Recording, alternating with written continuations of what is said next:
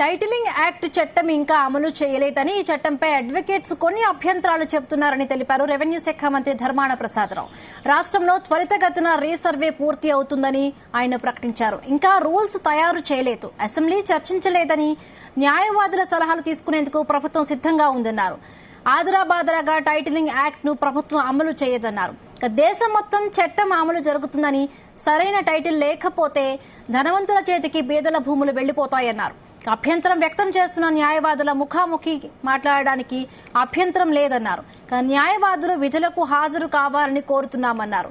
ఇళ్లు పట్టా రిజిస్ట్రేషన్ కోసం సచివాలయానికి వెళితే సరిపోతుందని, సబ్ రిజిస్టర్ కార్యాలయంకు వెళ్లాల్సిన పని లేదన్నారు. ఈలోపుగా కొన్ని అభిప్రాయాల్ని న్యాయవాదులు వ్యక్తం చేశారు. న్యాయవాదుల అభిప్రాయాల్ని పునఃపరిశీలించడానికి రాష్ట్ర ప్రభుత్వం సిద్ధంగా ఉంది.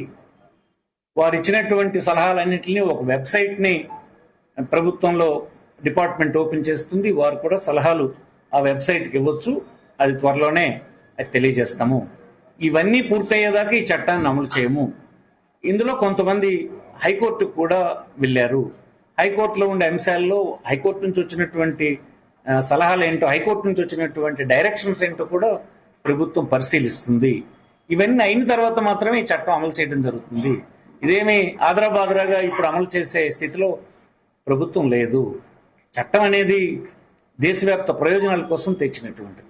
ఇది ఆంధ్రప్రదేశ్ ప్రభుత్వం ఒక్కటే కాదు, దేశంలోని అన్ని రాష్ట్ర ప్రభుత్వాలు చేయాలనుకుంటున్నాయి. మనకి ఇంకొక 8-9 రాష్ట్రాలు మనం చేసిన చట్టాన్ని పరిశీలిస్తున్నాయి.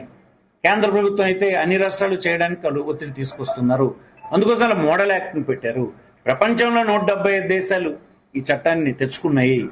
టైటిల్ క్లియర్ గా లేకపోవడం వలన ఇన్వెస్ట్మెంట్ రావడం, ఇన్వెస్ట్మెంట్ ద్వారా రెవెన్యూ రావడం, ఇన్వెస్ట్మెంట్ ద్వారా ఎంప్లాయ్మెంట్ రావడం, అనేక అంశాలు దీంట్లో దాగి ఉన్నాయి. అన్నిటికంటే ముఖ్యం, సరైన టైటిల్ లేకపోతే ఈనాడు జరుగుతుంది ఏంటంటే ధనవంతుల చేతికి బీదవాళ్ళ ఆస్తులు వెళ్ళిపోతున్నాయి. ముఖ్యంగా న్యాయ వ్యవస్థలో ఉన్నటువంటి వాళ్ళందరూ పరిశీలించాలి. సుదీర్ఘమైన లిటిగేషన్ ఉండడం వలన, ఎప్పుడైనా లిటిగేషన్ చేయడానికి అవకాశం ఉండడం వలన పేదవాడు